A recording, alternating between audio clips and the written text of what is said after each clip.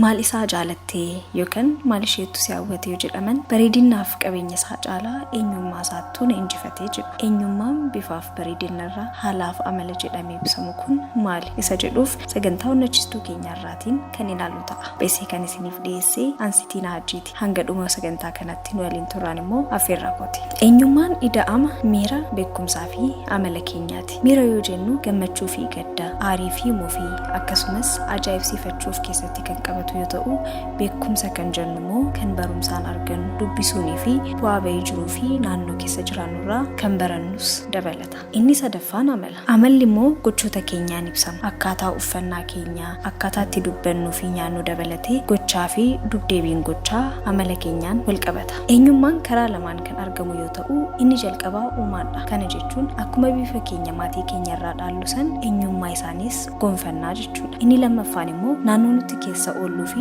jiraannu yookaan narchar isa jennudha. Kunis naannoo keessatti jiraannu hiriyoota keenya bakka itti oollurraa eenyummaa keenya argachuu dandeenya jechuudha. Akkuma waa'ee kee akkasitti himu waa'ee hiriyoota keenyatti himi jedhamu san jechuudha. Waa'ee eenyummaa yoo hagana jennee akaakuuwwan eenyummaa fi maloota eenyummaan kennetti madaalan duraa duubaan haa ilaallu. Akaakuun eenyummaa inni jalqabaa Type A isa jennudha. Type A kan jedhaman yeroo hundaa dorgomtootaa fi mo'achuun dirqama jedhanii warreen amananidha. Yeroo dorgomanii caalamanis dhiphina guddaa keessa galu. Inni lammaffaan Type B warra jennudha. Warri kun immoo namoota cinqaa hin dandeenyedha.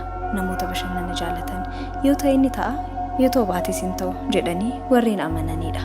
Warri sadaffaan immoo warreen of eeggattoota waan godhan hundaarratti dogoggora warra hin barbaannee fi filatanidhas. Inni arfaffaan immoo Type D isa jennudha. Kunniin immoo namoota yaada faallaa qabanidha. Yeroo hundaa waan gaarii osoo hin ta'in waan badaa qofa warroota yaadanidha. Warroota yaada dukkanaa qofa qabanidha. Garuu namummaan namaa isa tokko qofa osoo hin taane walitti makamaasdha. Type B fi C, A fi D'n waliin ta'uun eenyummaa nama tokko ta'uu danda'u. Maarree waa'ee akaakuuwwan eenyummaa yoo hagana jennee haala kamiin madaalama isa jedhuuf immoo karaa ittiin madaalamu shan haa ilaallu.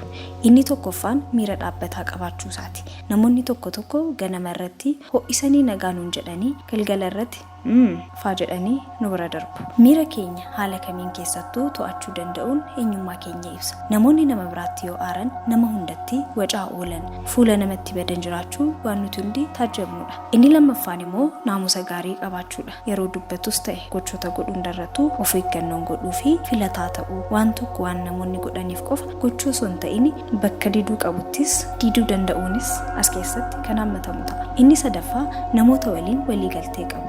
Namootaan waliigalee hojjechuu danda'uu fi hariiroo hojii fayyaa qabeessa qabaachuun yaada namootaa fudhachuu danda'uunis eenyummaa namaa karaa ittiin madaalamu keessaa isa tokkodha. Inni arfaffaan waan itti dhaga'amu namatti baasee himuu yookaan immoo iftoominna isa jennudha. Yoo namatti dheekkames kan baasee namatti himu ta'uu qaba. Inni dhuma namoota haaraa baruuf, muuxannoo haaraa argachuuf akkasumas karaa haaraa fooyya'aa ta'ee imaluuf qophii fi beekumsa haaraa argachuuf yeroo hundaa qophii ta'uun namummaa namaa kan itti madaalamudha. Isin isa kam keessa jirtu ree? Hiriyoonni keessanoo torban mata duree biraatiin hanga wal agarrutti torbaan yaadaaf muraanni keessanitti isiniif milkaa'aa ta'u. Nagaatti.